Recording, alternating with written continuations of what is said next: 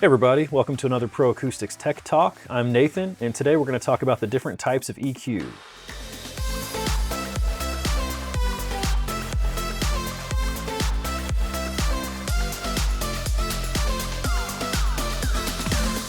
Alright, so when I say EQ means equalization.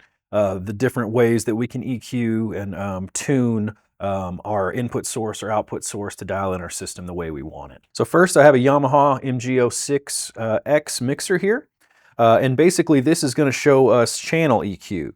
So for most of these mic input channels, I actually have a two-band equalizer here. I have a high band and I have a low band right here on the on each individual channel. So I can dial in, say, a music input one way and a microphone input the other way.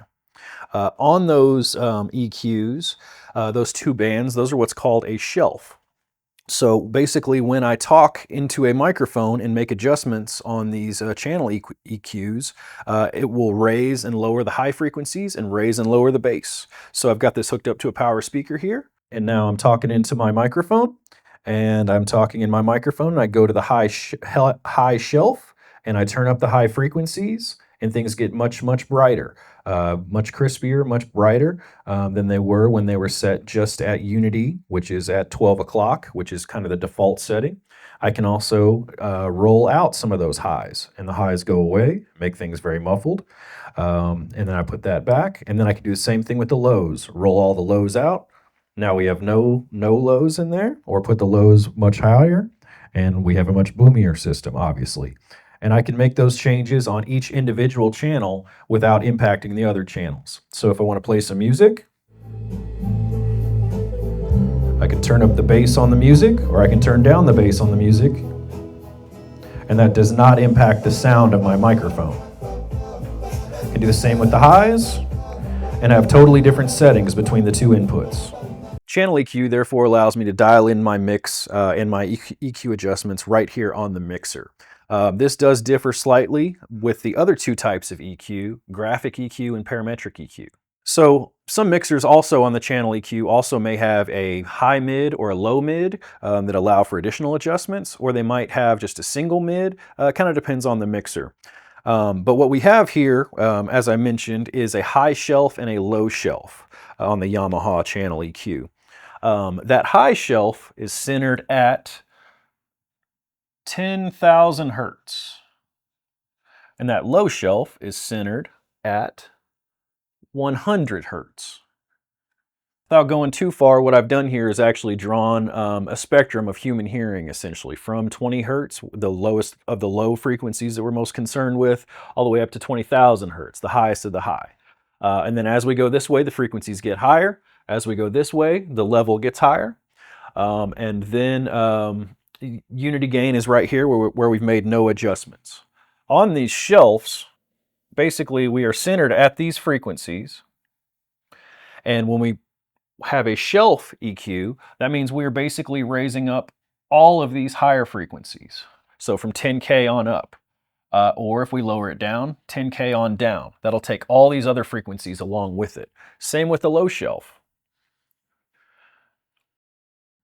So basically that's what we're doing by making these channel adjustments. Now, like I mentioned, there sometimes is a mid frequency, which may be centered, sometimes at, say, 2K, or say a low mid frequency that sometimes is centered at something like, say, 400 hertz.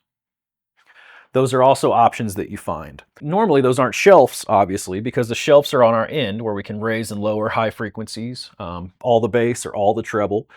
These normally have what's called a set or fixed bandwidth, or Q, on a mixer that actually will be the width of the adjustment that we make. So if we lower down a 2K on a mixer, normally that'll pull something like this. Or if we raise 400, that'll raise something like that. This same phenomenon happens with a graphic EQ.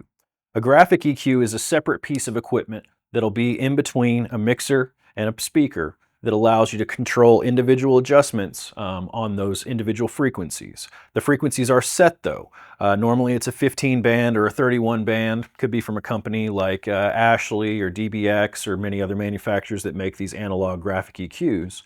But when you go and pull a frequency, say like the 2K here that I mentioned, it has a fixed width, a fixed bandwidth, or a term we use called Q, which determines how wide we'll make that adjustment.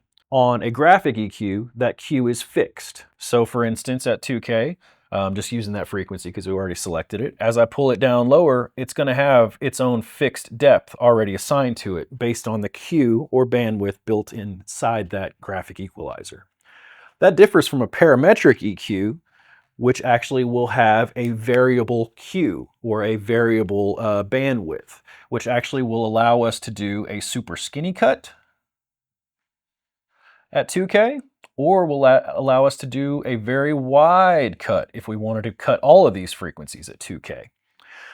That's basically how that would work differently from those different devices. And this is ultimately what your sound wave looks like when you're making these changes. Graphic EQs and parametric EQs are very common inside of digital mixers. You'll see a lot of this stuff inside of your digital mixer when you're making changes there. You also can check out another video that we did that has a high pass filter or a low pass filter. Basically a high pass filter at 100 Hertz, for instance, would roll out all of these bass frequencies. So you would just have from there on up to go, or a low pass filter, which would roll out all the high frequencies for your subwoofer. So as you can see, there are different ways that these different equalizers are useful to tailor your sound. Sometimes the channel EQ can be all you need. Sometimes we can use a graphic EQ, which is nice and easy. Sometimes we need to use a parametric EQ, which is a little bit higher end. All of these things are also built into many digital signal processors now. So many times you might not see any of this happening, but behind the scenes with the EQ presets in your amplifiers and DSP and things like that, this is what's behind the curtain that you may not always be looking at. So if you've got questions about where to use these graphic EQs, whether it's in a live setting or a commercial environment or a studio or setting up PA, or have questions about understanding how equalizers work, feel free to reach out to us. Once again, I'm Nathan, and on to the next one, guys. Take care.